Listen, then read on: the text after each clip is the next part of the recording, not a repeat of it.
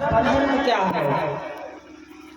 दूसरा प्रश्न करते हैं किसको पूजिए और किसको छोड़े।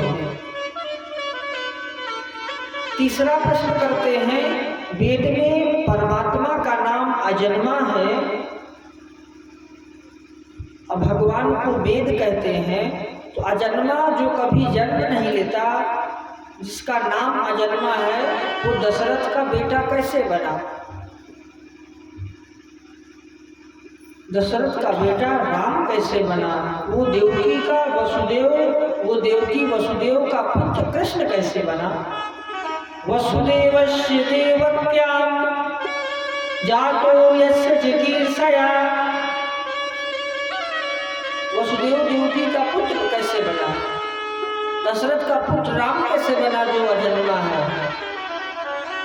और इधर तो कहते हैं कि नाम तो जो अजन्मा है अनामी है, और कहते हैं पुस्तकें बनी हैं विष्णु सहस्त्र नाम, शिव सहस्त्र नाम, कृष्ण सहस्त्र नाम। तो कृष्ण सहस्त्र मतलब 1000 नाम, जिसके 1000 नाम हो वो अनामी कैसे हो सकता है। जो दशरथ का पुत्र राम भया वो अजन्मा कैसे हो सकता है ना। कितनी विचित्र बात देखिए। चौथा प्रश्न है भगवान ने अवतार कितने लिए।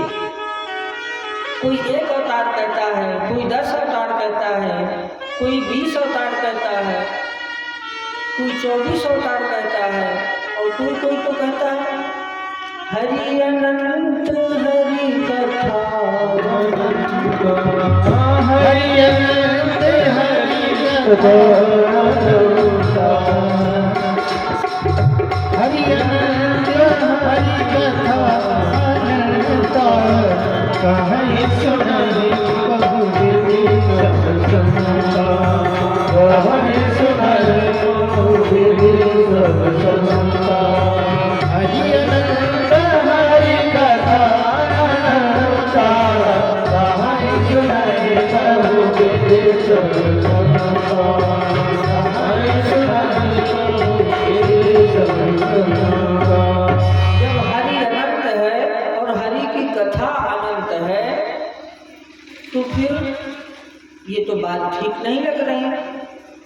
तो तस्मात् शास्त्रम प्रमाणं दे, शास्त्र से प्रमाण दे करके बताइए कि हरि कितने हैं, भगवान कितने हैं, अवतार कितने हैं, जन्म कितने हैं। तो सूत जी ने कहा सही प्रश्न कर रहे हैं कि साधु बाबा लोग कुछ भी कह देते हैं। तस्मात् शास्त्रम प्रमाणं ते, प्रमाण के साथ कहिए क्या बात है। 5वां प्रश्न कहते हैं वक्ता वो श्रेष्ठ है जो छोटी सी बात को बड़ी बात बना करके ना बोले। वक्ता वो श्रेष्ठ है जो बड़ी सी बात को छोटी बात बना करके बोल देंगे और लोगों को समझ में भी आ जाए।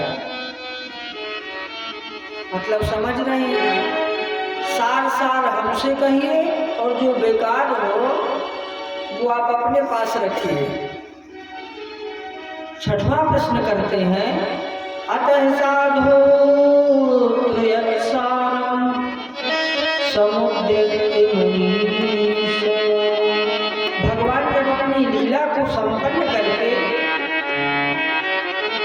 गए यहाँ से, भगवान जब अपनी लीला को संपन्न करने के लिए आए और आने के बाद जब यहाँ से जाने लगे, अवतार लिया ठीक है, लीला किया भाई, उसमें पुराणों में लिखा है द्वापरांत में कृष्ण। द्वापर के अंत में जब भगवान श्री कृष्ण जन्म लिए 125 वर्ष तक इस धराधाम में रहे, लीला किए। इसके बाद जब गए तो धर्मा किम शरणं गता, ब्रूहि योगेश्वरे कृष्णे ब्रह्मणे धर्मवर्मणि, श्याम काष्ठाधुनोपेते धर्मा किम शरणं गतः। धर्म किसकी शरण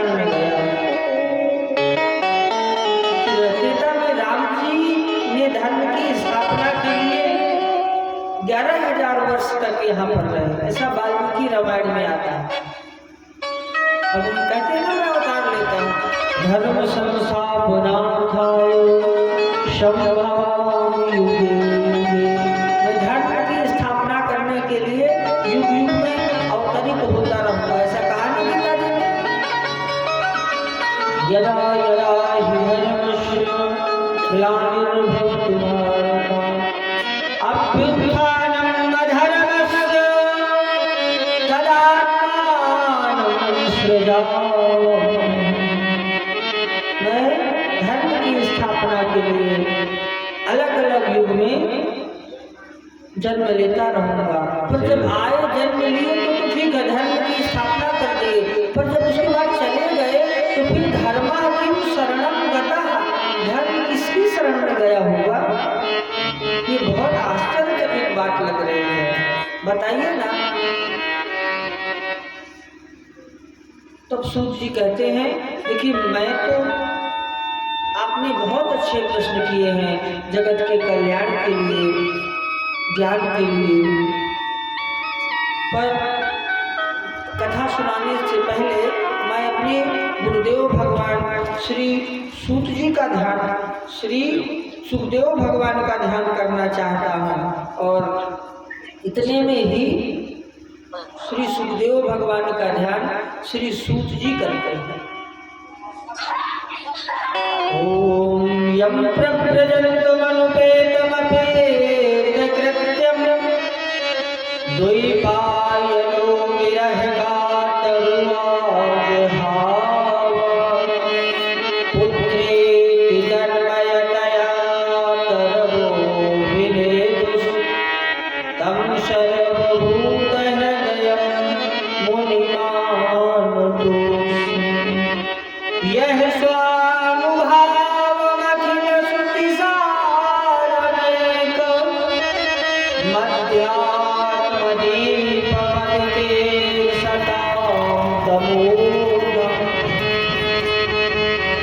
संसारिणा करुणयाः पुराणगुह्यं तं व्याससूनमुपयामि गुरुं मुनीनां। दो श्लोकों में सूत जी अपने गुरुदेव सुखदेव भगवान की वंदना करते हैं। आइए हम आप सभी अपने अपने गुरुदेव भगवान का ध्यान करें और गुरु अपने अपने गुरुदेव भगवान का ध्यान करें। आइए